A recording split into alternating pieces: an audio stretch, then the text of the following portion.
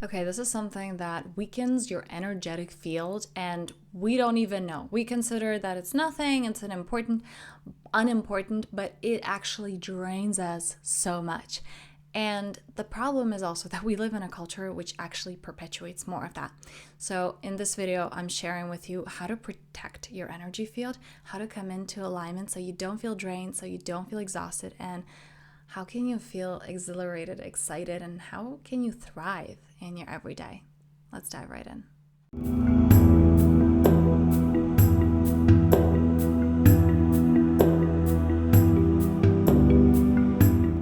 One of the things I see over and over again in clients, in people that I work with, is energetic cords that are just out and about, okay, and are all over the place.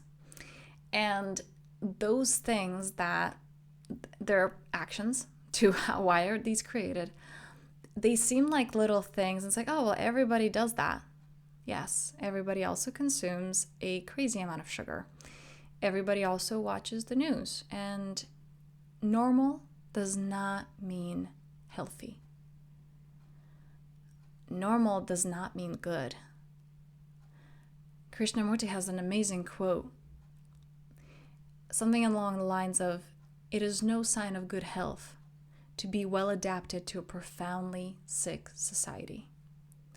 So when we say normal, check in with yourself. Does normal mean sick, or does normal mean thriving and well?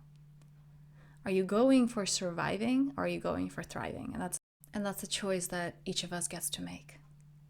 So now, if you do want to thrive, this video is for you.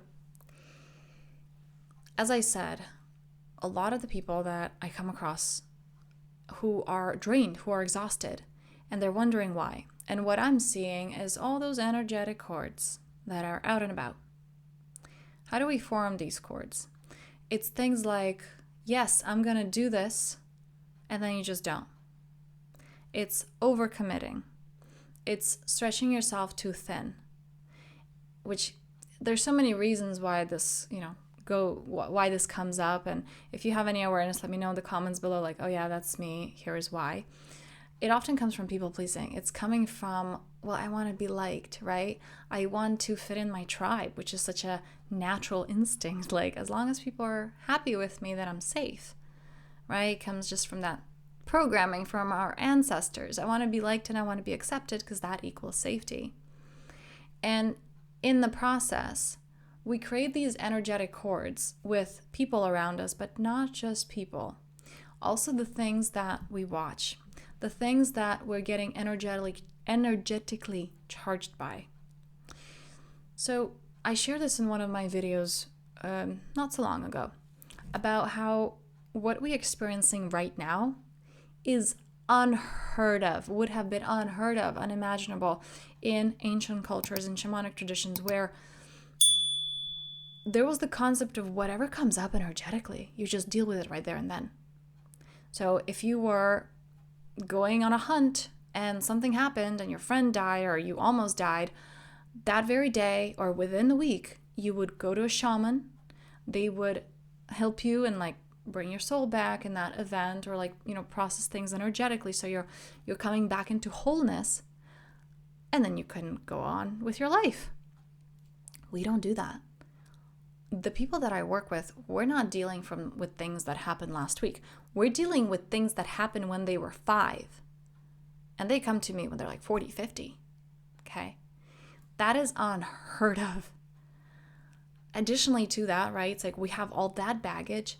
And on top of that, another thing that is really unheard of is that we're bombarded by this information and all the things that are wrong and horrible things happening all over the world, which, by the way, also creates energetic cords. And this is also a way that we overextend ourselves, going way beyond our capacity. So noticing the heaviness that we are carrying in our physical body, because that doesn't go anywhere, that solidifies. By the way, I made a whole video right here about that. So that stays in the body. That's in our emotional body and our energetic body. Okay? How do we get rid of this? Because seemingly it's like, okay, well, so all that's a lot and we're all doomed because these things just keep coming at me. What does your end of day ritual look like? That's my question to you. Do you have one? Do you have a cutting cords practice? This is actually something we do have in Thrive, where it's like I teach people. It's like it's like an everybody out practice, where it's like at the end of the day you envision your field. There's more to it, but just get a feel of it. You envision that energy field and just like everybody out, and you see those even like blades or whatever you need to feel yourself back in your space. And any situation from your day, anything that is energetically charged, working through that. Now, this is obviously a much deeper practice than what I can cover in a YouTube video. But this is what I teach my one-on-one clients. And again, this is what we do in Thrive, because this is crucial.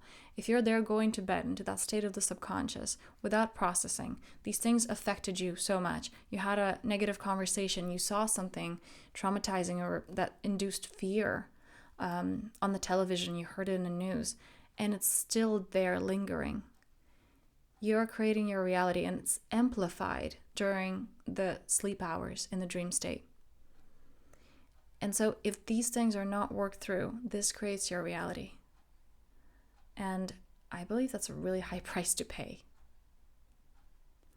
Because that means being in this constant state of agitation. That means carrying this weight in our energetic and physical body. And we're not meant for that. That's not why you came here. You didn't come here to carry all this weight. It almost feels like I'm seeing like this slavery of just like, this is what I'm here for. It's like, no. You came here to be so excited to wake up every day, to create, to allow your joy, to allow your bliss, to keep witnessing the miracle that is you, the expansion that is ongoing. That is what you came here to do. That is who you came here to be. But that's not available if we have all these cords that we don't actively release, that keep perpetuating that suffering. So let me know below down in the comments. What are you hearing me say? How is your relationship? Do you feel that drainage? And what do you believe contributes to that the most? Okay? And because it's so important just not to go down that spiral, as you bring that to awareness, writing, how do you want to feel instead? What are you choosing instead? Okay? That is the beginning of that intentionality. That's what creates the change. And if this is something that you want deeper support with, whether in a group setting or in a private container, the information is below in the description about how to get on a private call with me to see if this works, to see if I can serve you in some way, because I never start working with people unless I can feel their energy and I know that I can support them in getting to where they want to go, because sometimes it's just not a match. So if this is for you, check it out below. And as usual, I'm wishing you a very powerful